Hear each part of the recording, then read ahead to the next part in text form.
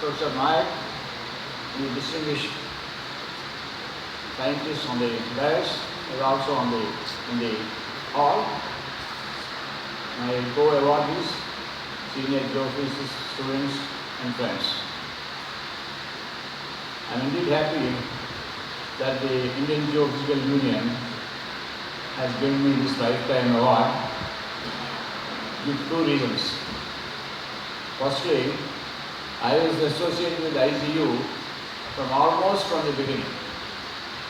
I made the fellow in 1964. When IGU was started in 1963, in the first meeting itself, I was elected as a fellow. And from then onwards, I was engaged with various aspects of this. Later on, we started AEG also and separated out because we thought that the stress must be on more exploration geophysics, and that also is taken up very well. And I remember, I mentioned this because we held a convention in Goa, in NIO, a few years ago in the AEG.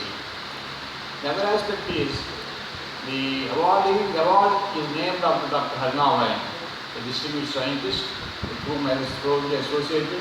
I came to Hyderabad in 1963, he came in 1964 and became the director of NGRI, and since then we were very closely working. Of course, it was a very big institution and ours was a university, a small one, and a big tree and a small tree. We tried to survive. That itself is a great thing we thought. So I have great respect for Harnavayan and his name. It's nice that I am getting this award. But I want to tell you one or two things which you have shown me. Geophysics has come a very long way in India since it started in 1949. I passed my MSc in 1951. From then onwards, absolutely a lot of change is there, and I am glad to say that our geophysicists have taken over many of the things, and they are as much or better when you compare to even the foreign geophysicists in both exploration as well as also in general geophysics. As far as teaching is concerned, there are 8 institutions or so. All of them are concentrating on exploration only. Only the institutions like NGRI and something else, they are doing some general geophysical aspects, but mostly it is exploration they are doing. But that also, I want to point out, there are differences in teaching. Some teach for 2 years, some teach for 3 years, some teach for 5 years, and there is a lot of difference. The sort of unit organization is necessary so that all India standards are kept. This is one point. The second point is, as far as research is concerned, you are absolutely doing very well. NGRI is doing very well in many of the aspects. No doubt, university research is not so much to be appreciated now because circumstances are changing. In the earlier days were good, but my point is the non-geological applications of geophysics are not fully explored even by NGRI. They are doing, of course, seismology, geology in a way, and electrical, and magnetic and geomagnetic and things like that. But non-geological applications are something which absolutely have been neglected. That is, if you call engineering geophysics not a non-geological application, it is not. It is also a geological application because finally we say this. But when I say non-geological, I mention one and leave it at that.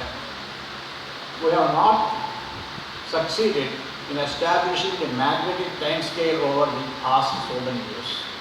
We don't have magnetic scale. All the world has its own magnetic scale, but as you know, we started measuring magnetic elements from the last 4.5 centuries only.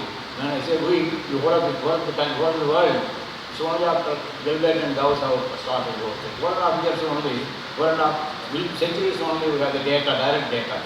Earlier data was obtained by paleomagnetism.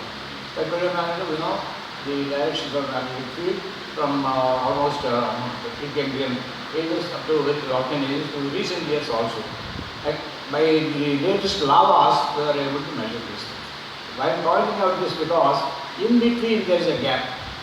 We know for 450 years by measurement, we know up to maybe 10,000 years earlier by paleomagnetism, and there is a gap. And that gap is not filled. That can be filled by archaeomagnetic studies. That should be initiated somewhere. That is very important because that will give us two aspects.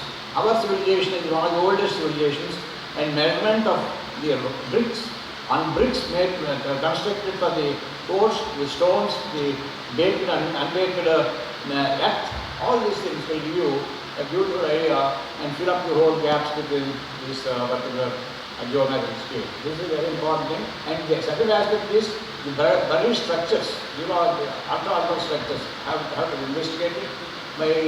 I am very much closely associated with these things, that's why I am saying, because the 4.5 years, the 4.5 million centuries was developed by Gauss, in whose institute I happened to study in Göttingen for a couple of years in West Germany. And later on, I studied towards a bracket with video magnetism. So these things are there. In between this failure and failure, I have done a lot of work, and that work should be continued so that we can date our historical monuments and things like that, and vice versa. This is some of my suggestions. I wanted to make these sessions purposefully. Thank you for the opportunity. Come to the dais and receive IQ Decennial Award from President IQ.